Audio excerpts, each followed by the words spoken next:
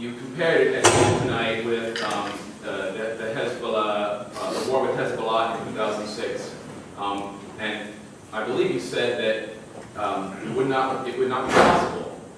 Just like as I think you compared it and said that Israel has not been able to go back into Lebanon. Is it your opinion that Israel will not be able to go back into Gaza? In that same way. I wish I could say with certainty that Israel would not be able to go back into Gaza, but one thing we have learned is that Israel does whatever it pleases. I know this for sure, and this is the message that people in Gaza are telling me, which is that if Israel does not pay a price for what it's done, then it will go back. And so it did pay a price in terms of military losses which were significant for the Israeli public. And I don't know if they would have gone in if they'd known in advance what they were going to face. But it's very hard to say they wouldn't go back.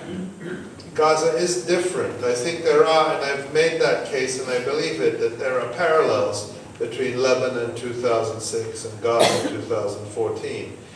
But Gaza is different. It's different for a number of reasons, but I'll say this. Ultimately, what it comes down to is if Israel is not made to pay a price, then, it will go back. And when you read the analyses in Israel, they say, my God, what we did, we're going to pay a very high price for it in the long run in terms of international isolation, in terms of boycotts, just the loss of goodwill, even in places where Israel has always counted on support. And we need to make sure that's true. We need to make sure that business doesn't go on as usual. And it's only if they pay that price. I do think that the resistance is a deterrent to Israel, but it's an incomplete deterrent, because Israel can still, in the sense that what we learned in 2006 in Lebanon and what we saw again in Gaza is that despite the mythology, the Israeli army is really bad at fighting. They're not good at fighting. And they really have had to fight. And when they do face well-trained, determined fighters, they run away or they face heavy costs. So how does Israel compensate for that? It's with the Dahya doctrine, the deliberate mass targeting of civilians, as they did in Lebanon, as they've done repeatedly in Gaza. The resistance, military resistance, can't halt that in its tracks. They can maybe deter it to a certain extent. What's going to stop it is a combination. And that combination has to include imposing a cost, chasing down the Israeli war criminals, making sure they're not welcome anywhere. The father of one of the Palestinian youths who was killed in May in the West Bank, Nadim Nawara, the 15-year-old boy who was shot by a sniper, his father has launched a campaign to say, there's no justice here for us. There are no courts that we can rely on, no police. Still, 5 months later, no one has been named. He launched a campaign to tell the United States and European governments, no visas for my son's killers. And maybe that's an idea we can take, just as a starting point. I mean, there are so many levels of accountability. What you're doing with Boeing, this Block the Boat was incredibly successful and inspiring. But, to start getting personal accountability for these leaders, no visas, no visits to the US, no fellowships at the Harvard Kennedy School. Really to escalate the campaign in that way. Personal accountability for the killers.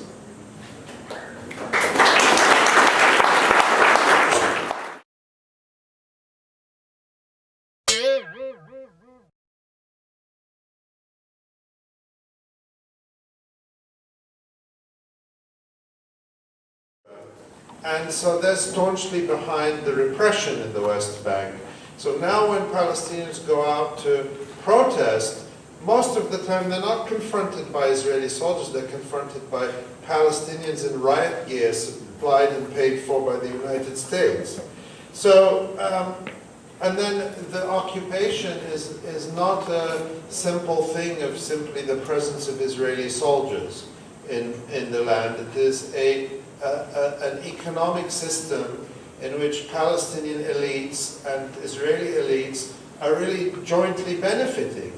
And so what I argue in the book, or at least I try to point to this, and I say I don't know the answer, but I think it requires a different conception of struggle. And what's so fantastic about, for example, the Block the Boat protest is it is a protest about people putting their bodies in the street and blocking, physically impeding something.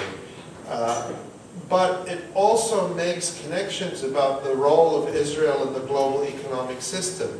It engages labor in this country. And that's incredibly important because when you look at something like SodaStream with its factories in the West Bank, those are not a local thing, that's part of a global economic system. So we have to expand our horizons, and Palestinians have to be part of that bigger global movement. That's a very general statement, but at least I've tried to begin with some analysis of where all those things tie together so we can begin to attack it. It seems to me there's another angle that we haven't touched on, and that is the wider war in the Middle East that we're just getting into now. And when Gaza was settling down, the war against ISIS and the fears were taking over the headlines. And right at that same time, Israel was trying to brand Hamas as an extremist group like ISIS. That has pretty much quieted down, but I wonder if you think that's something that will come back, or is that part of the strategy that's going on now? I worry about that because I feel like Hamas is being pushed in that direction. Yeah, I mean, obviously, Israel didn't believe that Hamas was ISIS, because if they did, they would have gone in and destroyed it. In fact, the Israeli generals and the strategists were saying in the Israeli media, we want to destroy the ability of Hamas and other groups to resist us, but we don't want to destroy them altogether, because if they collapse, we'll get ISIS. So they knew very well that Hamas is not ISIS and has nothing to do with ISIS and nothing in common with it. I mean, I really think, and I'm not just saying this to be facetious, that the similarities are between Israel and ISIS in a very real sense, in that ISIS is claiming to establish a state in someone else's country. It's inviting settlers to come from all over the world. They're saying, come bring your families here and settle here, and we set up this theological state. And that's precisely what Israel, Zionism is based on. In terms of the wider war, I mean, it's from war to war. You know, Obama is now relaunching, if you heard his speech at the UN, I mean, it was a bad parody of George Bush. I mean, he almost makes you think fondly of George Bush, which is incredible. At least George Bush had kind of a sense of humor with all the cruelty and the killing.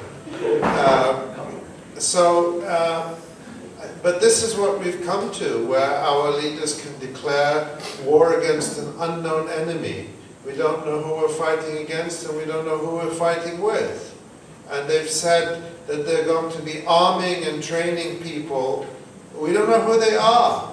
You know, we don't know. It might be the same people they're bombing now. So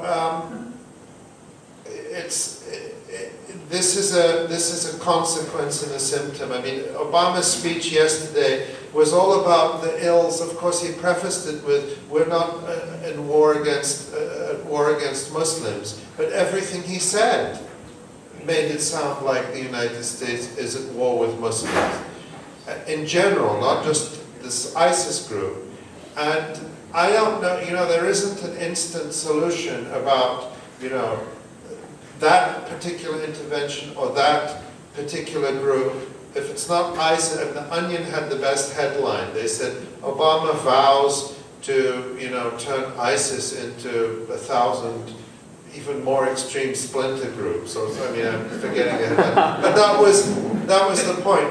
I think it's about regaining control in this country, if that's possible, and challenging the imperial impulse of this country.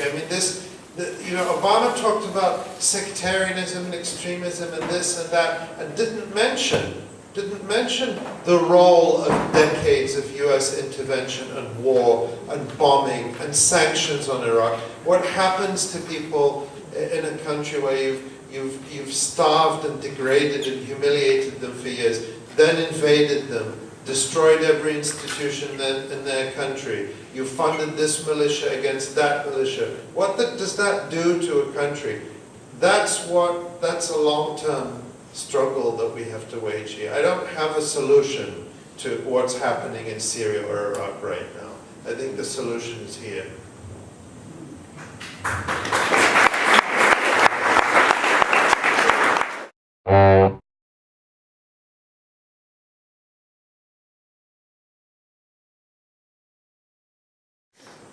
Well, I think that I agree with you that two states doesn't work. And not only does it not work, but I'm against it, because its purpose was not to provide Palestinians with their rights, but rather to preserve Israeli and Zionist dominance in Palestine, to say that you Palestinians, you get a little state, and Israel controls everything. And of course, in a single state, and people are now talking about the one-state solution, things could be the same. You could have a single state, and Israelis dominate it, and Palestinians are, at the bottom, and they have no rights. So it's not really, it turns out it's not really a question about one state or two states. It's a question about fundamentally dismantling a colonial regime. The Palestinian struggle is an anti-colonial struggle. And I think, and I argue in the book, that it is an anti-colonial struggle that has great parallels and similarities with the anti-colonial struggles in South Africa and in Ireland. And in both of those cases, you have some form of, in South Africa you have a single state, in Northern Ireland you have an agreement that is too, can't go into the detail here, but it leads to decolonization.